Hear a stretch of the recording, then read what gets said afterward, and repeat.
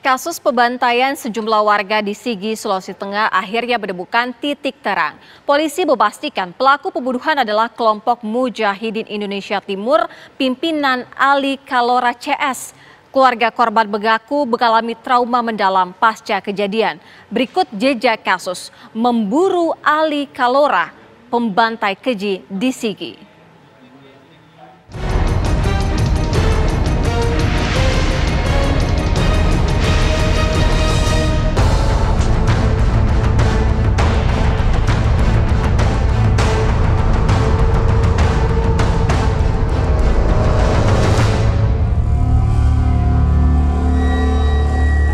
Satu keluarga di desa Lembatonga, Kabupaten Sigi, Sulawesi Tengah menjadi korban pembunuhan secara keji.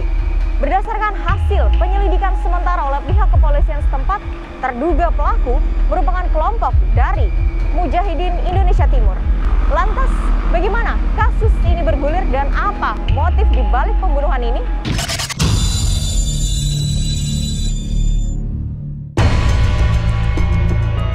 Jumat 27 November sekitar pukul 8 pagi menjadi pagi yang berbeda bagi Nei dan keluarganya. Saat ia dan keluarganya hendak berkebun seperti hari-hari biasanya, tiba-tiba sekelompok Mujahidin Indonesia Timur datang membawa parang. Nei mungkin tak pernah membayangkan ayah dan suaminya menjadi korban kebiadaban kelompok teroris Ali Kalora. Nei adalah anak dari korban bernama Pinu dan istri dari korban Yasa. Nei yang tak berdaya hanya bisa menyaksikan ayah dan suami tercintanya meregang nyawa dengan cara yang sangat tak manusiawi dari tempat persembunyiannya. Suami baru saya kan di pegang barang situ. Pas suamiku masuk dari kamar mandi itu, dia bawa dalam rumah itu, sudah. Dia bilang, mana papa tadi? Langsung keluar suamiku itu kan, keluar suami, sudah. Dia panggil, sini kamu. Oh iya pak. Nah, sudah pergi suamiku mau berdiri begini kan, dorong kayak begini kan. Nah, langsung dia suruh kayak begini, sebelah begini. Jangan berdiri, silakan pergi situ kan, saya punya bapak sini. Silakan pergi situ, duduk situ. Oh iya, sudah, berduduk sudah dia. Nah, papaku di sini. Iya. Pas papan dari situ, dari sini rumah kan. Nah, saya punya suami itu kepele rumah itu saya dengan suami, saya tidak lihat. Cuma bapak ini yang saya lihat. Nah, bapak itu duduk begini dia. Duduk begini tuh, bejongkok begini dia. Bapak itu. Bejongkok begini bapak itu langsung dipukul ininya kan? Dipukul? Bukan dipukul kayak dipukul sedikit kan? Langsung lembek papak itu kan? Lembek begini dia. Nah, pas kami dari situ, dari dapur situ. Talinya sudah lembek papak itu, talinya dorong pegang dari sini, langsung dorong begini, sebelum dorong begini, sudah berteriak saya, mau dia apa bapakku itu, mau dia apa, langsung begitu saya, langsung dorong satu kali begini bapakku itu, begini, langsung dorong begitu, langsung dorong cincang di belakangnya. Hanya itu saya tahu, baru itu kami lari dengan anak.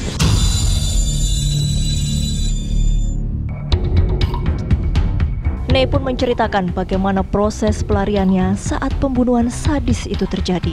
Jadi mana yang digendong lari itu adik-adik? Ada situ tadi digendong baru lari di hutan? Iya, berarti dia juga digendong sarung.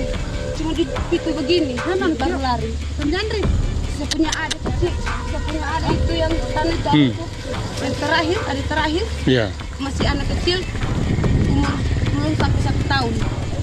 Dia bawa lari ke hutan bekerja kami sampai dapat jembatan hitam. Selamat kami sudah dari situ. Saya kasih sudah anak itu, saya bilang adik sudah capek mama ini.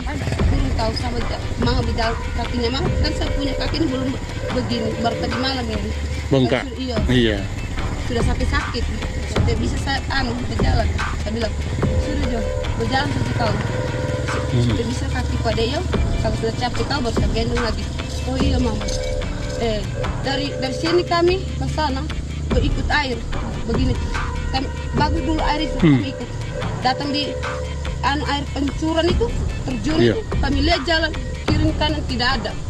Hai bagaimana sudah didapat kita ini? Cuma begitu kami tuh 3 orang tua, 3 orang.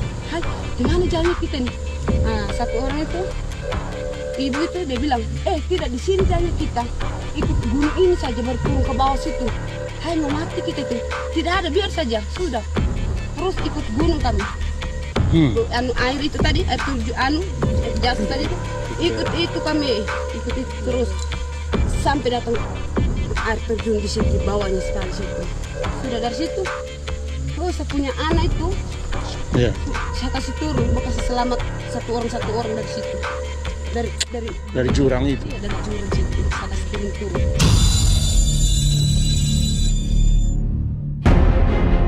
Empat warga desa Lemban Tongoa, Kecamatan Palolo, Kabupaten Sigi, Sulawesi Tengah menjadi korban kekejaman kelompok Mujahidin Indonesia Timur atau MIT Poso pimpinan Ali Kalora.